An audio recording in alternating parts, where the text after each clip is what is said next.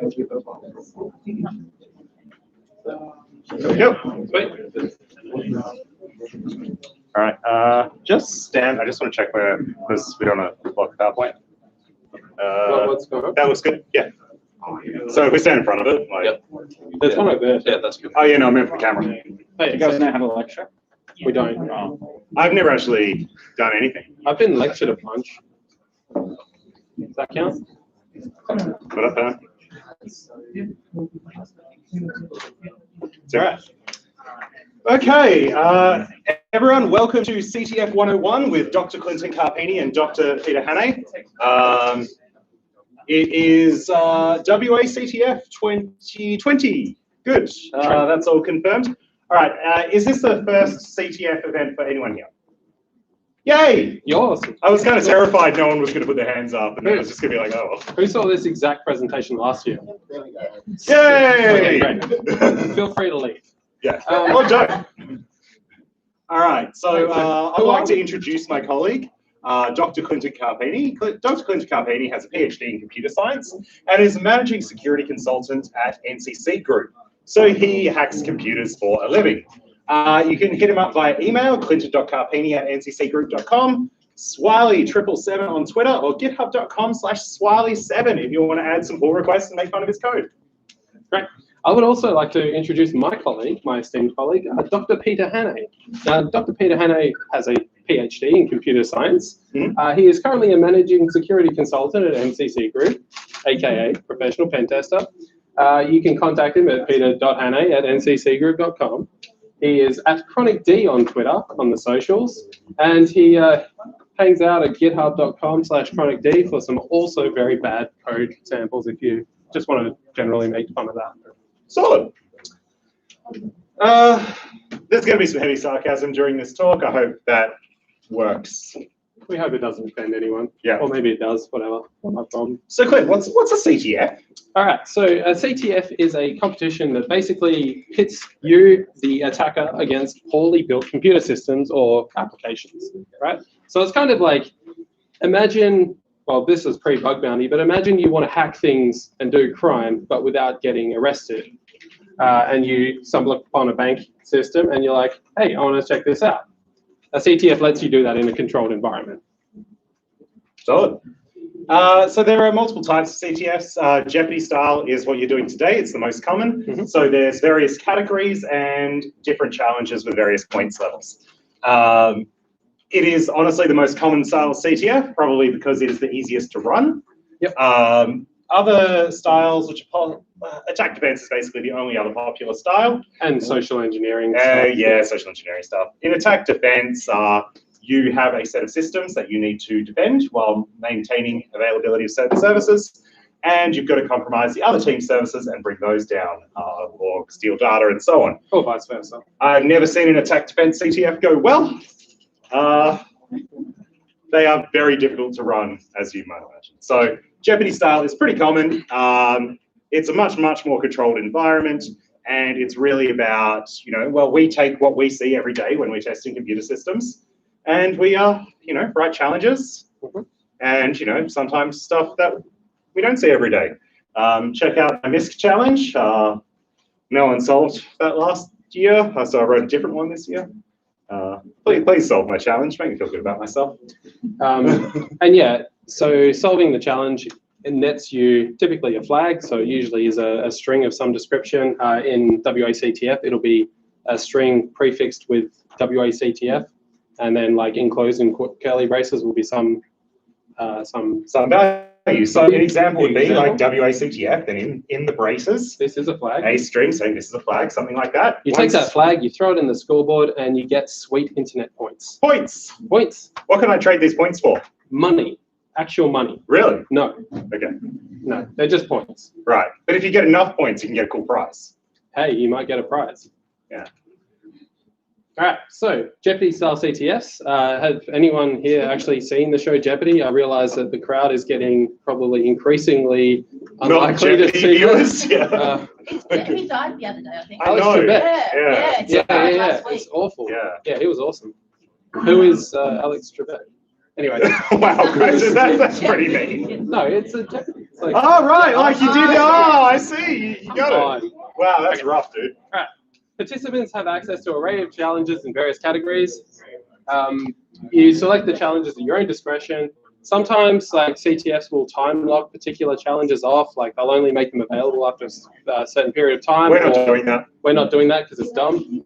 And yeah, WACTF is Jeopardy style. So this is a screenshot of Tiny CTF, another Jeopardy style thing. So you might see here's our miscellaneous 50. So 50 points if you solve that challenge in that category. Oh, here's exploit 200. Yep. So there's different categories which say broadly what type of challenge it is, and then the amount of points. And these are scaled on difficulty.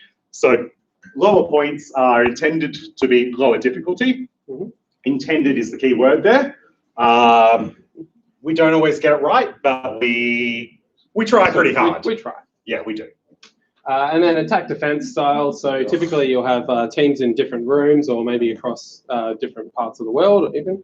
And each team will have a goal that they need to uphold. It could be, as Peter mentioned before, maintaining availability of a particular service or application against the kind of ongoing attack from the other team. We're not doing that. We're not doing that, but they can be very fun. Okay, sometimes like people like to chuck in both elements. We're not doing that either, really. So yeah, let's just ignore that. So Smiley, what makes a good CTF challenge? That's a very good question, Peter. Thank you. So CTFs sometimes have a problem where you'll find the challenge developer's ego gets like really high and it ends up being embedded in every challenge. So you'll see situations where there's multiple red herrings in challenges. Things just aren't realistic what you're expected to do. There's some weird flow that would never exist in real life, like, multiple encodings of the same string with, weird and random encodings. We don't like that. We're not fans of that because that's just BS and you don't learn anything, right? A good CTF challenge should have some direction. You should be able to think through it logically. It should have stages, be breadcrumbs. So, there's hints given to how you should be able to solve the challenge throughout the actual challenge itself. And it should be grounded in reality. Like it should be something that you can say, okay, that was an interesting attack that I did. I wonder if that would work in real life, and you can, call upon instances where it has. So in general, like you just want to see it, the question should generally be, how do I do this? Not what am I supposed to do? Yeah. And that's what makes a good challenge. Like if you're just confused looking at some stuff, it's like, what am I even supposed to think about here? Yeah. We probably screwed up if that's the case. Yeah. Or alternatively, some like really good puzzles, like, a Rubik's Cube solver might be an interesting CTF challenge. I'm very proud of that one. Something that it's again, the actual thing that you have to do is very clear, but how you arrive at completing the challenge is going to take some work and some effort, and it might be very difficult. Like my you'll learn something. Like my MISC challenge. Example, it's a video game where you've got to get not Sonic the Hedgehog, very similar but distinct from legally, I'm sure, from one side of the level to the other side of the level. It's very clear that not Sonic needs to get to the other side, but it's very hard to get the guy over there. Creative Commons Sonic the Hedgehog. Yeah. Non-license infringing Sonic the Hedgehog needs to pass through an invisible wall. How are you going to do it? How are you going to do it? It's not what do I need to do, it's how. And that's the important distinction. So as I mentioned, just not an ego stroke. We don't make use of red herrings. So, if you see something and you're like, that looks a bit weird, it's probably meant to catch your attention. We're not putting stuff in there to throw you off the path or anything like that. That's another thing that lesser CTF developers intend to do, as far as I'm concerned. As participants, really if you do come across those sort of things and you feel that you were misled with a challenge, please let us know. Because we're more than happy to try and identify these things and try and fix them. It's often hard, as a developer, to see past what you think is the correct time flow. So. Absolutely. All right, let's go. All right. So categories of challenges. Who here has used a web app before? Nobody. One or two of you have used the web. No one's ever used. Okay. All right. Cool. I haven't. I mean, personally, I don't. All right. So a website is something you'd access through a web browser over the internet protocol, typically. either IPv4 or IPv6 over this global network we refer to as the internet in most situations. Now, these pages can contain various elements, images, buttons, other interactive things that you can click on, look at, even type words into. It's quite fun. If you've not used a website, I thoroughly recommend it. The internet is an interesting and fantastic upcoming emerging technology. It is. So there are common web app vulnerabilities we'll see. So SQL injection.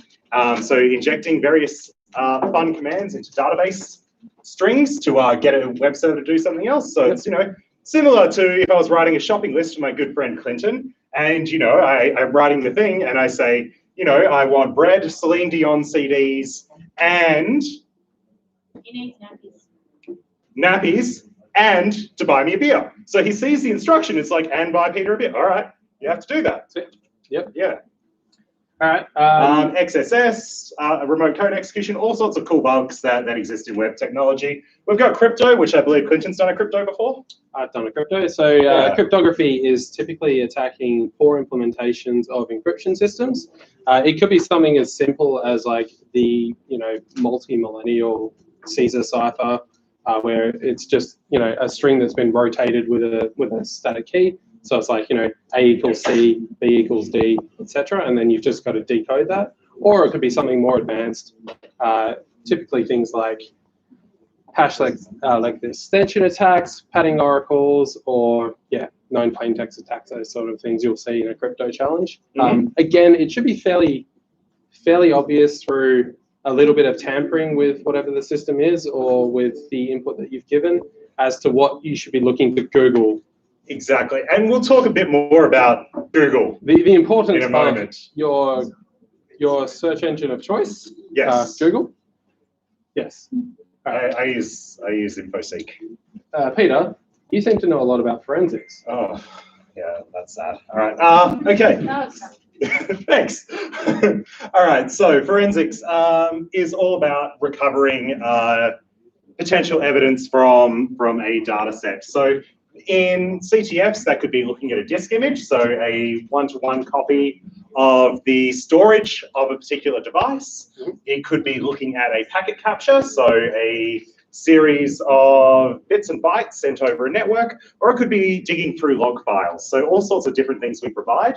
And generally those are quite guided, as in this sort of thing happened. Find out who did this, and then format the flag this way. Or simply, this thing occurred, the flag will be in the associated record. So yeah, forensics challenges can be quite fun, and they are probably one of the more practical types of challenges as well. Yeah, unfortunately, to whoever's on the live stream, we can't actually zoom in anymore. Sorry. We will talk to Aaron about just sending the slides out or something like that. Yeah, make them available. Sure. So binary exploitation. So typically with binary exploitation, you're attacking some service which is not typically not always web-based, or it might be just a simple socket server, and you're trying to find a condition where the actual system you're targeting will crash or do something, so that then you can look at how you can exploit that from a binary exploitation perspective. Most of the time, you're just sending like thousands and thousands of the letter A at a thing until it dies, and then you figure out where it dies and how it dies, and then you can kind of use that to... Yeah, and there are generally in the challenge text or the title of the challenge, there'll be some info on what type of thing it is, and you can Google the associated information and then try and figure out how to apply that to it. But if in doubt, send lots of the letter A and see if it crashes. Apply liberal amounts of Google and letter A's. Miscellaneous challenges, these are always my favorite. Same. Yay! Fun challenges that do not fit into the other categories. So typically these are worth less points, are they? That's sad. Most of the time, because they're easy. Yeah, fair enough. Well, I don't know if they are or not. So let's say this question might be a misc challenge. Is it actually? Did we put that in? No, sad. We did in our own CTFs. Oh, yeah, okay. What is the best movie ever made? So if that was a misc question, the answer would, of course, be Basketball, which is objectively the best movie ever made. There may be other challenges, such as solving a Rubik's Cube in a certain amount of time, or playing a game of tic-tac-toe and winning, let's say, dozens of those simultaneously. The fun thing about the Rubik's Cube, we did use that for a CTF we ran in Canberra. That was very fun. And one of them, we intended people to solve it by writing like a program to solve these Rubik's Cubes, because there are a lot of them and they're issued in ever increasing speed. Yep. One of the people competing just really liked Rubik's Cube and solving them, and they just did it by hand. Yeah. And I thought that was absolutely mind-blowing. It was pretty crazy. Yeah. Yeah. And it even got to like you had to solve 2 cubes at once and all sorts of like 4 cubes at once. But he couldn't finish it, but like he managed to get through the first stage just by solving them manually. That's pretty impressive. Yeah. Okay. All right. So we've talked about what a CTF is. Now we're just going to give you some tips on like how you can actually compete in a CTF. So like what you kind of need and what you can set up in order to do that. So typically, you'll use a virtual machine for your CTF. You could do it on your regular host operating system. I would thoroughly recommend making use of a virtual machine if you are so inclined. It gives you a nice disposable environment. So let's say you're trying to set up to solve certain challenges. You modify certain system properties, delete random stuff, download weird environments to make things run. Generally just a nice environment that you don't feel too bad about completely messing up during the process. You're going to be downloading and running a bunch of untrusted crap during a CTF, so you know a VM is a good way to at the minimum, like if that. you do a bunch of the challenges, you're downloading code I wrote and running that. Or me. Now, I didn't intend my code to be malicious, but I'm not a good programmer. I can't tell you if it's safe. I think it is. Like, none of us put anything malicious in there intentionally, but we're not programmers, right? But also the tools that you're going to be using to attack the challenges and stuff, often written by hackers, sometimes not for the best means, but also very often unvetted and garbage. So I'd say it's like less likely to be malicious, more likely to just be badly written and have adverse effects because of that. So you can download an application like VirtualBox, which is a free hypervisor that lets you run virtual machines on. So if you don't already have that, feel free to download and install that. Otherwise, VMware does offer VMware Workstation, I believe, which it's like VMware Workstation Player. There's a free version one. Which is enough to get you going. Absolutely, it's fine. And then once you've got your virtual machine hypervisor, you can set up an actual machine. It can run whatever operating system you want. You could run an installation of Windows and an installation of Linux or something else as well. If you've got a Mac, you may also be able to get a Mac running.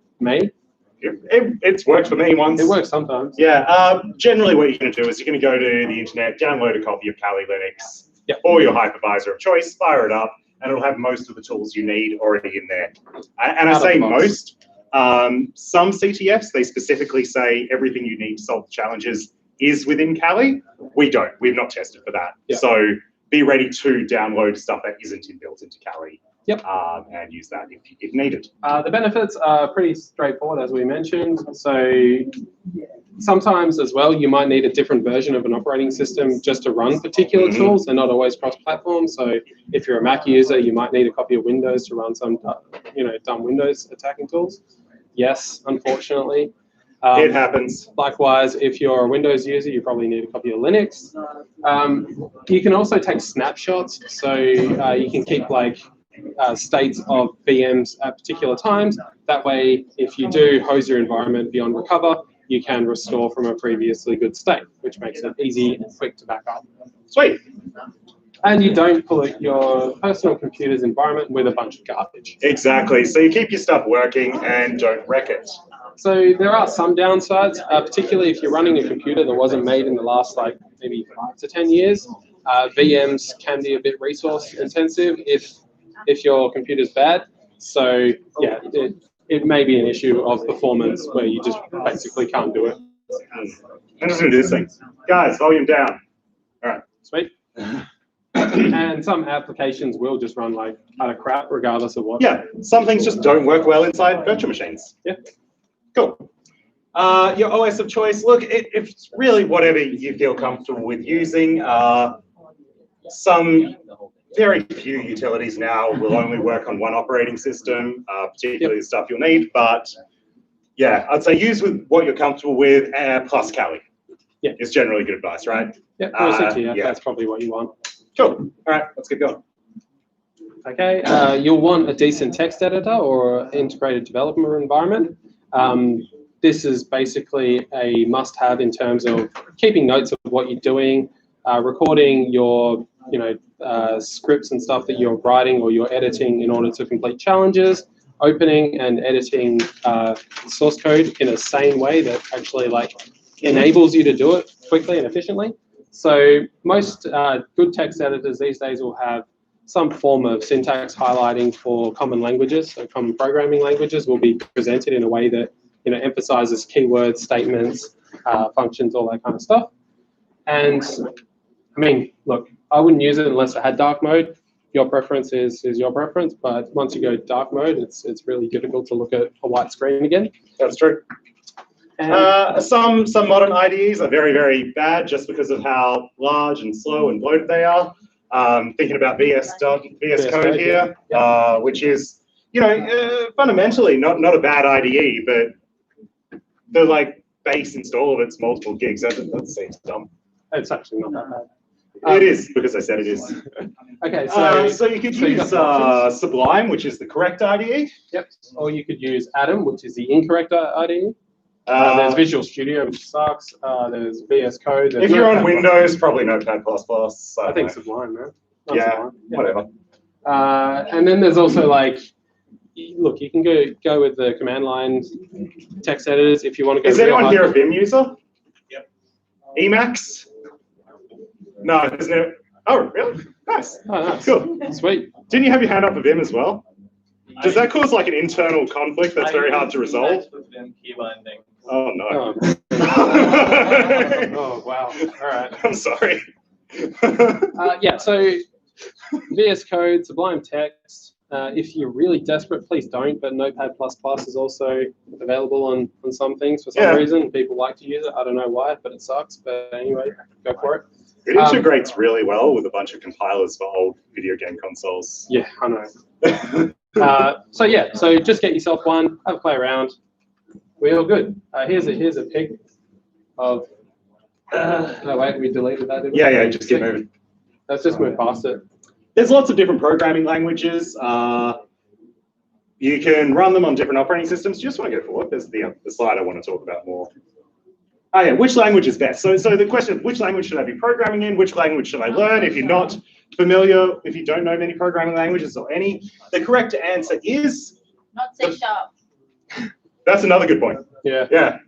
I guess I didn't even consider. Well, the answer is the one you know or the one you're comfortable coding in, except for Java. Yeah, almost always. You're not going to need a very specific language. There are a couple of exceptions, and that's, I guess, if the challenge is written in C#, you're probably going to have to code in C# to get the crypto primitives in the right place, and it's terrible, and I hate those things. We didn't do that, by the way, so don't worry about that. You won't. Yeah, it's okay. So Python's pretty good, though, for CTFs, especially if you're an entry-level programmer and don't have a lot of experience. Python is very accessible from that perspective. Also, the proof of concept. So before our challenges make it through QA, they all are verified that they're solvable. Most of the proof of concepts are written in Python, so I'd say Python is generally usable as a safe bet for solving a thing if you need to write code for it.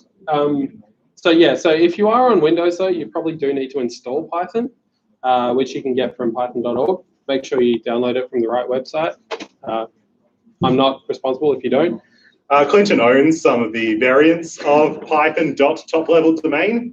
You probably cannot trust the files you download from there. Let's move past that. But yeah, there are actually some good Python packages that you probably also want for CTF challenges. I find IPython to be a very good Python interpreter. It took years for Clinton to trick me into using IPython. It's actually very good. It's very good. You probably want Pwn Tools as well, which is a kind of it's a package that was born out of doing CTF, so it tries to make doing a lot of the stuff that you have to do when you're doing CTF challenges streamlined and easy, because they just got really tired of having to write the same code every time. I'm honestly going to say, though, is if this is your first CTF or second or third, don't try and use Pwn Tools. Yeah. It's very much, it will probably help you if you've done 100 CTFs.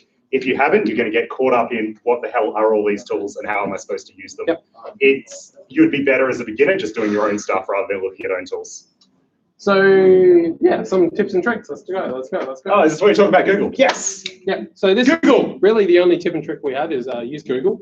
And honestly, it's very, very good. So generally, if you look at the type of challenge and it's a web thing, and you enter in some dummy data, you get an error message back. Google that error message, right? Always Google the error. If it says, hey, this is a forensics challenge that is focused on log analysis of this type of thing, throw those keywords in Google, learn out how to do that stuff.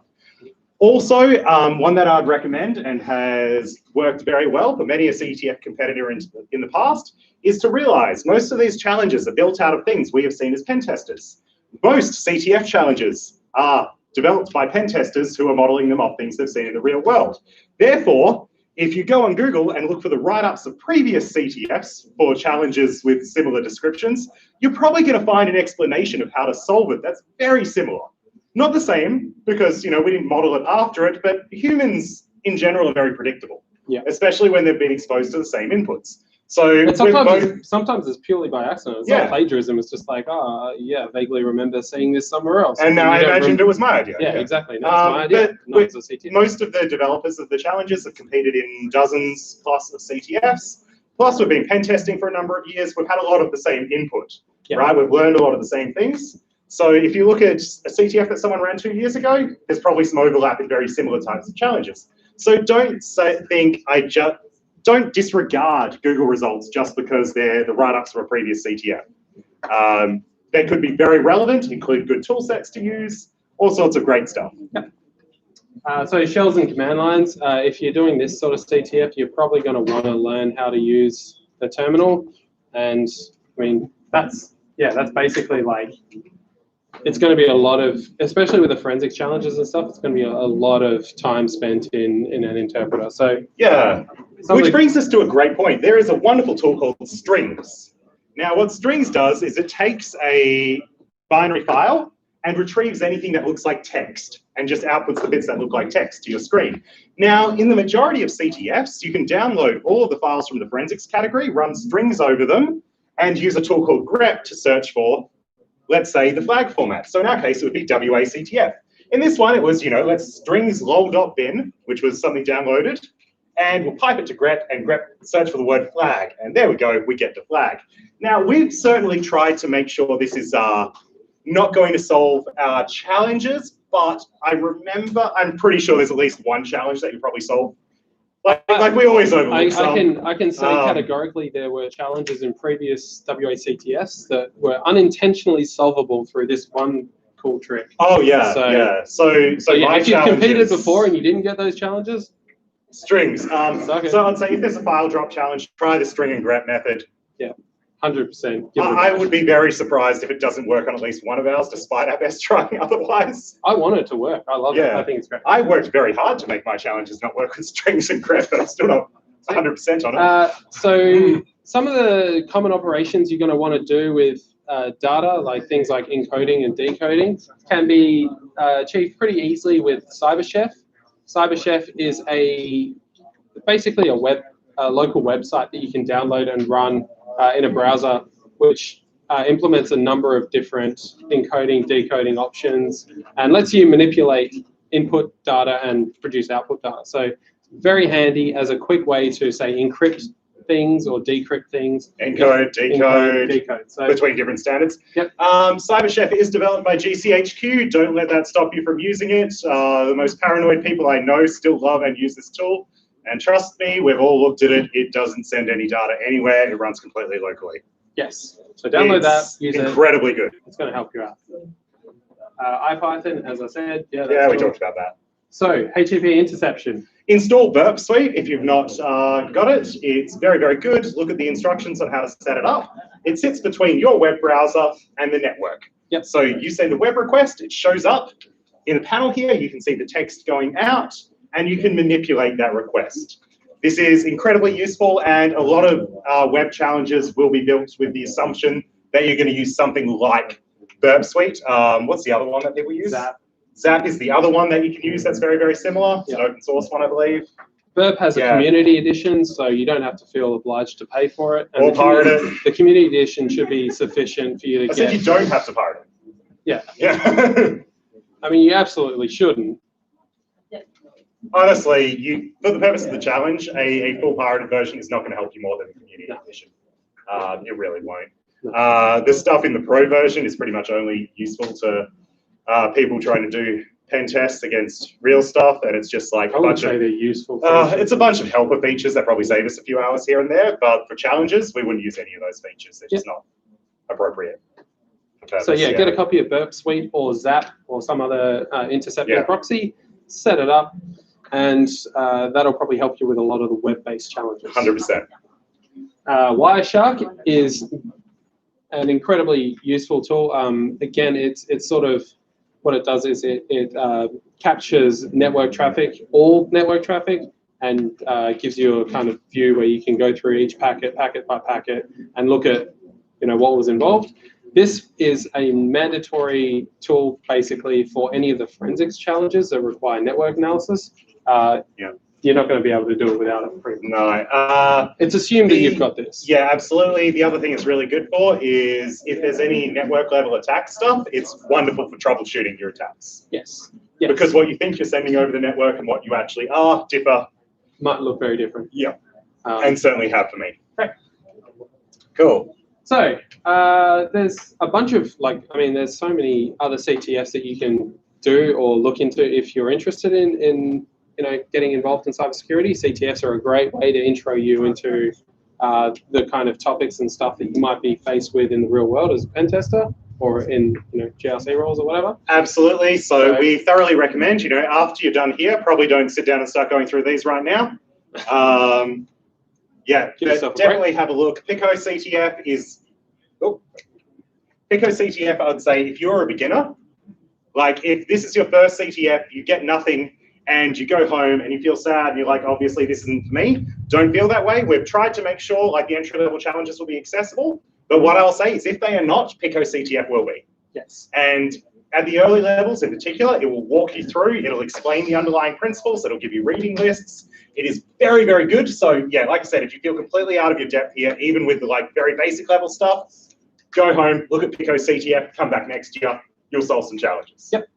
And likewise, Over the Wire is, it sort of has categorized or like domain-specific CTF streams where they start very easy. It might be web-based or it might be exploit-based or whatever. They start very easy and they work to quite a substantial difficulty. So that's a really good way to kind of dive deep into a new topic. And when it starts easy, but it gets ridiculously hard and ridiculously in depth to the point that it would challenge basically any pen tester I know, because it goes very deep into that one area, basically to domain specific expert in this very narrow field. Now, Pen Tester Labs, I'm probably going to upset people by saying I believe they might even be sponsoring this or providing prizes. Maybe if they're not, whoops, my bad. I thought OffSec was. They are? Yes. Oh, there you go. All right. They're meant OffSec. Sick.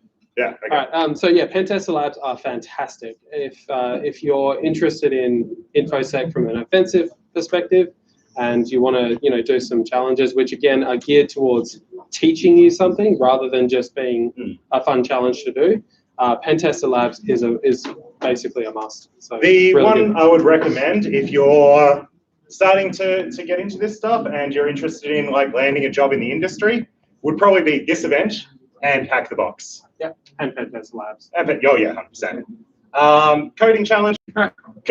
What up, friends? Does anybody have any questions? All right, so with that, I see on the Discord. I'd say if you let's say get started, certainly before giving up on a category, try a couple of challenges in that. Cool. Yeah. Cool. Easy. See you around.